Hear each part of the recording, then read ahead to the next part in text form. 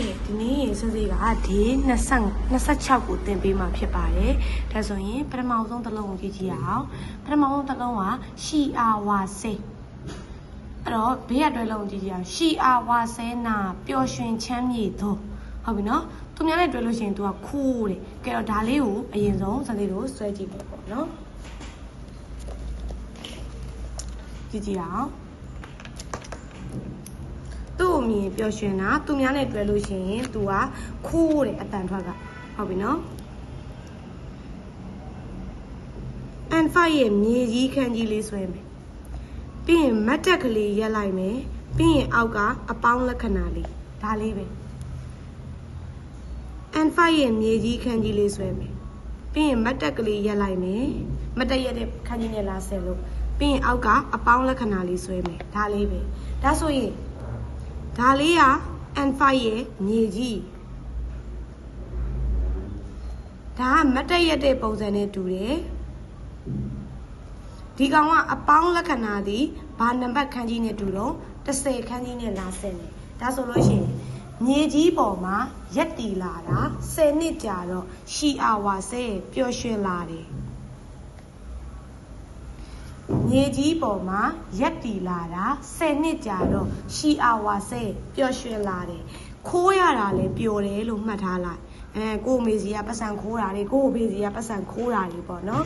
ပြောပြမယ်မြေကြီးပေါ်မှာရက်တီလာတာ10နှစ်ကြာတော့ရှီအာဝါဆဲပျော်ရွှင်လာတယ်ခိုးရတာလဲပျော်တယ်လို့မှတ်ထားလိုက်မယ်ဟုတ်ပြီနော်ဒါကပထမဦးဆုံးတစ်လုံးသူ့ရဲ့တွဲလုံးကိုကြည့်ကြည့်အောင်စမ်းစေလို့ရှီအာဝါဆဲနာပျော်ရွှင်ချမ်းမြေသောအရှိကအငင်းအနောက်ကပျော်ရွှင်တာဆိုတော့မပျော်ဘူးပေါ့ခိုးဖူးနာမပျော်ရွှင်တော့လေ့လာရမယ်ဒါလေးတွေခိုးဖူးနာမပျော်ရွှင်တော့နောက်တစ်ခု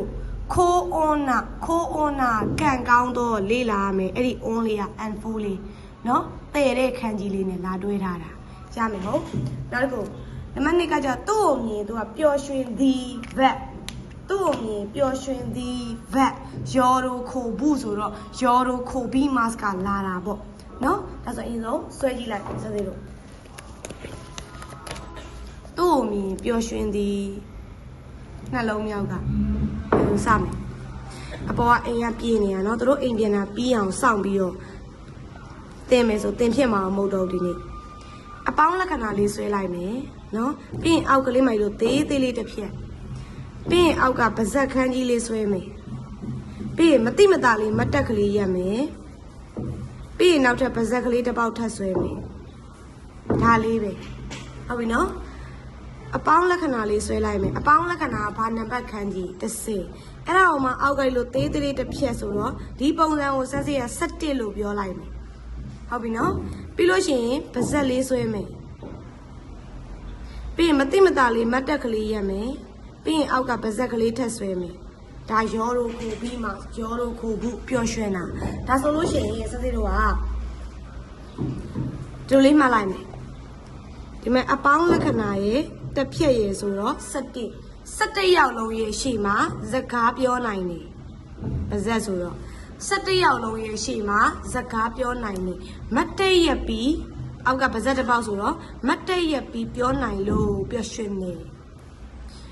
17ရောက်လုံးရဲ့ရှေ့မှာဇကားပြောနိုင်တယ်ပြီးသွားပြီမတ်တက်ရက်ပြီးပြောနိုင်လို့ပျော်ရွှင်နေဒါရောတော့ခိုဘူးဟုတ်ပြီနော်ပြရဆိုရင်ဘေးရတဲ့လုံးလေးကြည့်အောင်ရောတော့ခိုဘူးကပျော်ရွှင်သည်ဘက်ရောတော့ခိုပြီးကပျော်ရွှင်မှုနောင်ဟုတ်ပြီနော်နောက်တစ်ခုသူ့အမြင်ဝါဒဥရဲတာ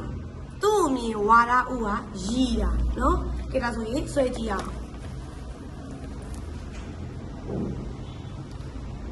ဝါပင်လေးကိုကိုစားပြုတဲ့ပါတီကယ်လေးဆွဲလိုက်မယ်အောက်မှာသေးဒီလေးတစ်ဖြက်ပြီးရင်အောက်က N5 ရဲ့ OO key ကြီးတဲ့ခန်းကြီးလာဆွဲမယ်ဒါလေးပဲဝါပင်ပါတီကယ်လေးဆွဲလိုက်ပြီးရင်အပေါ်မှာတစ်ဖြက်ပြီးရင် N5 ရဲ့ကြီးတဲ့ခန်းကြီးဆွဲဒါလေးပဲအဲ့တော့ဒီကောင်ကဝါပင်ဒီတစ်ဖြက်ကောင်ပြောတော့ဘူးဒါကကြီးတာဝါပင်ဆိုတာကဝါပင်ရဲ့ပင်စီလေးတွေကသေးသေးလေးတွေနော်အစ်စ်ကလေးတွေလည်းပါတယ်သေးသေးလေးတွေ အဲ့ဝါပင်သေးသေးလေးထဲမှာဝါပင်သေးသေးလေးနော်သူ့ရဲ့ပင်စီကဝါပင်စီကသေးသေးလေးအဲ့ပင်စီသေးသေးလေးတွေကြားထဲမှာလူအကြီးတယောက်ကဝင်ပုန်းနေတာမြင်ရတော့ရည်ချင်းစရာကြီးပေါ့အဲ့လိုမှတ်လိုက်မယ်ဝါပင်နဲ့ဝါပင်ကြားထဲမှာလူကြီးဝင်ပုန်းတော့ရည်တာပေါ့ဝါပင်ကြားထဲမှာလူကြီးဝင်ပုန်းတော့ရည်တာပေါ့ဝါပင်ကြားထဲမှာလူကြီးဝင်ပုန်းတော့ရည်တာပေါ့ဟုတ်ပြီနော်ဒါရည်တာဝါရဤမှာဆိုတော့ဝါရဥလို့ဆိုပြီးတော့ဖြစ်သွားမယ်โอเคအဲ့ဆိုတွဲလုံးလေးကိုကြည့်ကြည့်ရအောင်ဝါရဥကရေသည် that ဝါရဤ mass ကို mass ဖြုတ်လိုက်ရင်နောင်ဖြစ်သွားတယ်ဝါရဤရေမောခြင်းနောင်အောက်ကအေခါအိုကကျတော့အပြုံးမျက်နှာဒါလေးမေးတတ်တယ်ခအိုဖြစ်ရမှာနော်ခအိုမဟုတ်ဘူးမျက်နှာခမ်းကြီးနဲ့လာတွဲထားတာတို့ရင်မဲ့ခအိုမဟုတ်ဘူးခအိုဖြစ်ရပါမယ်အေခအိုအပြုံးမျက်နှာဒါလေးမေးတတ်တယ်ဟုတ်ပြီနော်နောက်ခုနံပါတ်4သူဒီနာမိတာမျက်ရည်နံပါတ်4ကမျက်ရည်နာမိတာကဲလို့စဆွဲကြည့်ရလေးလုံးမြောက်ကမျက်ရည်ဆိုမှတော့ရေပါမှာပေါ့အနောက်ကဒီမှာတစ်ခန်းကြီးရယ်ဆိုင်းဘုတ်ကလေးရယ် and 5ရဲ့ကြီးတဲ့ခန်းကြီးလေးခေတ္တဆိုလို့ရှိရင်စသေးတို့ဒါကိုနာမိတာမျက်ရည်လို့ဘယ်လိုမှတ်ကြမလဲမျက်ရည်လို့ဘယ်လိုမှတ်ကြမလဲဆိုတော့ကျောင်းသားတို့ဒီခန်းကြီးလေးကိုမှတ်မိသေးလားဆိုင်းဘုတ်တစ်ခုရဲ့အောက်ကိုလူကြီးတွေဘာဖြစ်လာတော့ပြန်လာတာမိုဒိုရီမတ်ခန်းကြီး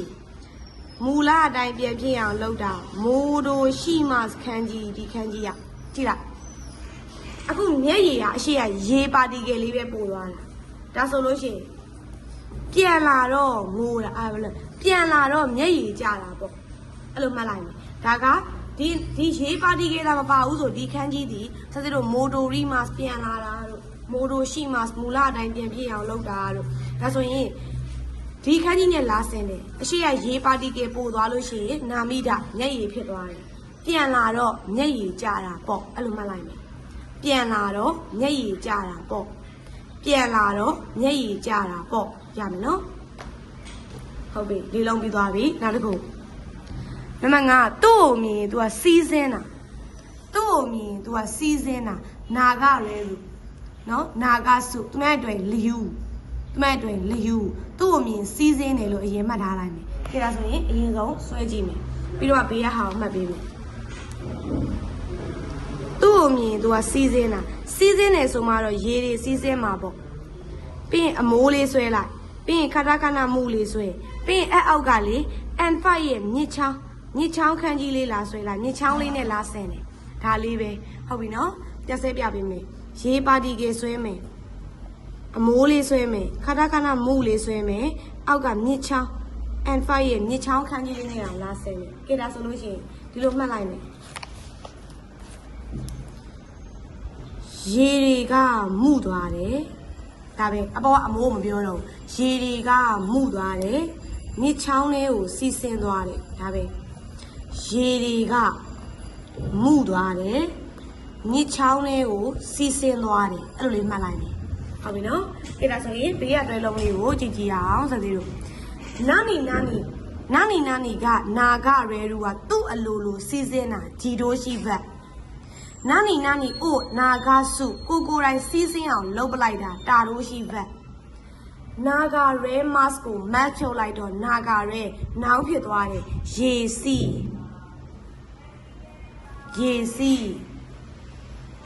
နောက်တစ်ခုလျူခိုးက popular ဖြစ်တာခေတ်ရည်စည်းကြောင်းတိုင်းလိုက်တဲ့ပုံစံမျိုးပေါ့ popular ဖြစ်ခြင်းလေ့လာမယ်အချီလျူကပထမတန်းစားဒီကောင်နံပါတ်5မှာလေ့လာခြင်းဒီကောင်တစ်ခုတည်းကိုပဲလေ့လာပေါ့နော်ခေတ်ရည်စည်းကြောင်းတိုင်းလိုက်တာနော် popular ဖြစ်တာပေါ့အဲ့ဒါဟုတ်ပြီနောက်တစ်ခု6လုံးမြောက်ကသူ့ကိုမြင်သူကငိုတာနားခုဆိုတော့နားခိမှာငိုတာလာပြီးတော့လာတယ်ကဲဒါဆိုရင်ဒီမှာပဲဆွဲပြမယ်နာခိမတ်ကို dictionary ဖောင်ပြောင်းတော့နာခုပုံစံလေးရရေးပါတီကေရေနော် N5 ရဲ့မတ်တက်ရက်တဲ့ခန်းကြီးရေလာဆွဲထားတာဒါဆိုလို့ရှိရင်ရေးတောက်ပြီးဘယ်လိုပြောမလဲ ရေတောက်ရင်းနဲ့မတ်တက်ရက်ရင်းနဲ့ငိုတယ်လို့မှတ်လိုက်မယ်ရေတွေတောက်ရင်းနဲ့မတ်တက်ရက်ရင်းနဲ့ငိုနေတယ်ပေါ့ရေတွေတောက်ရင်းနဲ့မတ်တက်ရက်ရင်းနဲ့ငိုနေတယ်ပေါ့အဲ့လိုလေးမှတ်လိုက်မယ်ဟုတ်ပြီနော်ဒါလေးကလွယ်လို့နောက်တစ်ခုနံပါတ်9သူ့အမြင် तू ကဝမ်းနေတာသူ့အမြင် तू ကဝမ်းနေတာကြည့်လားဆိုရင်ရင်ဆုံးဆွဲကြည့်လိုက်သူ့အမြင် तू ကဝမ်းနေတာဒီထူရည်နေ3 4 5 6 8 9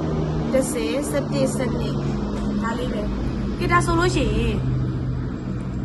အဲ့လိုဒီအပေါ်ကခန်းကြီးလေးကိုမှတ်မိသေးလားဟိဆိုတဲ့ညင်းတဲ့ခန်းကြီးညင်းတဲ့ခန်းကြီးအောက်ကဒီမှာနှလုံးသားခန်းကြီးဒါဆိုလို့ရှိရင်အငင်းခံရတော့နှလုံးသားလေးကဝမ်းနေသွားတယ်လို့မှတ်လိုက်အငင်းခံရတော့နှလုံးသားလေးကဝမ်းနေသွားတယ်ပေါ့အငင်းခံရတော့နှလုံးသားတွေကဝမ်းနေလာတယ်ပေါ့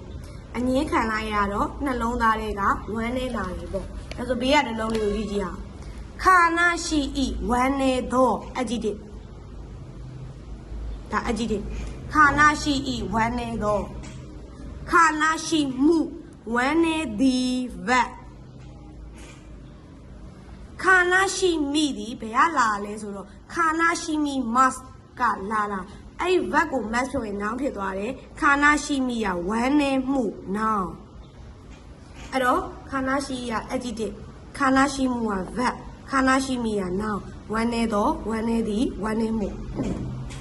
ဟုတ်ပြီနောက်တစ်ခုနံပါတ်8သူ့ကိုမြင်လို့ရှိရင် तू က verb အနေနဲ့ဆိုလို့ရှိရင် o ခိုရုကဘယ်လိုပြောမလဲ तू ကစိတ်ဆိုးသည်ဗတ်အနေနဲ့ဆိုရင်စိတ်ဆိုးသည်နောင်အနေနဲ့ဆိုလို့ရှိရင်ဣခရိယဒေါသဟုတ်ပြီနော်ဒီကောင်ကဗတ်ဒီကောင်ကနောင်ဒီခန်းကြီးဒီဗတ်အနေနဲ့ဆိုလို့ရှိရင်အိုခိုရုစိတ်ဆိုးတာနောင်အနေနဲ့ဆိုရင်ဣခရိဒေါသထွက်တာကဲဒါဆိုဒါလေးကိုဆွဲကြည့်အောင်ရှင်းလုံးမြောက်ပြီကဲမိန်းကလေးခန်းကြီးဆွဲလိုက်မယ် and5 ပြီးရင်နောက်ထပ်ဆိုတဲ့ particle လေးဆွဲမယ်ပြီးရင်အောက်ကနှလုံးသားခန်းကြီးလေးဆွဲလိုက်ဒါလေးပဲ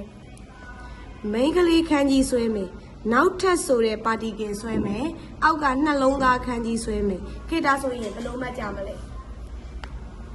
မိန်းကလေးတွေကနောက်ထပ်နှလုံးသားကိုလာကစားတော့စိတ်ဆိုးတာပေါ့ဒေါသထွက်တာပေါ့မိန်းကလေးတွေကနောက်ထပ်နှလုံးသားကိုလာကစားတော့စိတ်ဆိုးတာပေါ့ဒေါသထွက်တာပေါ့မိန်းကလေးတွေကနောက်ထပ်နှလုံးသားကိုလာကစားတော့စိတ်ဆိုးတာပေါ့ဒေါသထွက်တာပေါ့ရမယ်နော်အဲ့တော့ဘေးကဟာကိုလည်းပြောပြပေးတာတွဲလုံးတွေဘာမှမပါသေးဘူးနော်သူ့ဘက်သူတစ်လုံးနဲ့တင်ကိုတိုင်ပတ်နေတာတွေ့ရနော်ဘာမှတွဲလုံးနဲ့မတွဲသေးဘူးအခုနောက်ဆုံးတစ်လုံးသူ့ကိုမြင် तू ကပင်မဆင်းရဲတာသူ့ကိုမြင် तू ကပင်မဆင်းရဲတာဒီမှာပြောပြမယ်နော်အရင်ဆုံးဒါလေးဆွဲလိုက်နောက်ဆုံးတစ်လုံး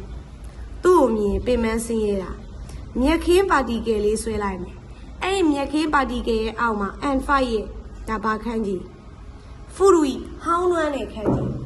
ဟုတ်ပြီနော်ဒါအပေါ်ကမြက်ခင်းကိုကိုစားပြုတဲ့ပါတီကယ်အောက်ကဟောင်းနှွမ်းတဲ့ခန်းကြီးလာပေါင်းလိုက်တာပင်မဆင်းရဲတယ်ဆိုတော့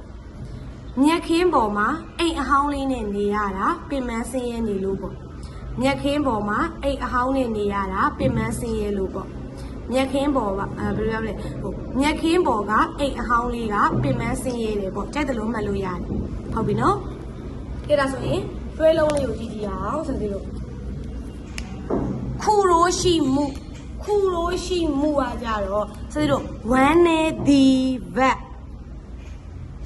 ခုရိုးရှိမှုကကြတော့ပင်မဆင်းရဲသည်ဗတ်ခုရိုးရှိဤကပင်မဆင်းရဲသောအကြည့်တဲ့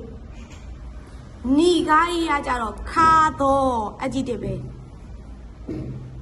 အကြည့်တဲ့တာနှစ်မျိုးတန်ထွက်တယ်နော်သူကဒါပင်မဆင်းရဲသောဒါခါသောနောက်တစ်ခု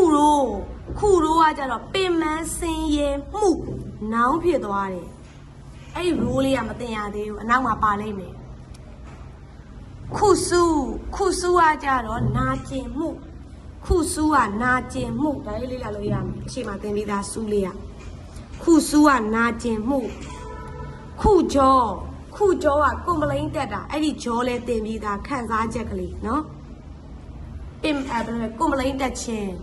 ဒါတခုနိခတဲနာကြတော့ညံ့တော့လက်ခါကြီးနဲ့တွဲထားတာညံ့တော့ဟုတ်ပြီနော်ကြည့်တာဆိုလို့ရှိရင်စသဖြင့်တို့ဒေး26မှာတွဲလုံးအနေနဲ့ကတော့နဲပါတယ်အခုစသဖြင့်ဒီမှာ line ပန်ဆွဲထားတာလေးတွေကိုပဲတွဲလုံးအနေနဲ့လေ့လာပေးရမှာဖြစ်တယ်ဒါဒေး26ပါ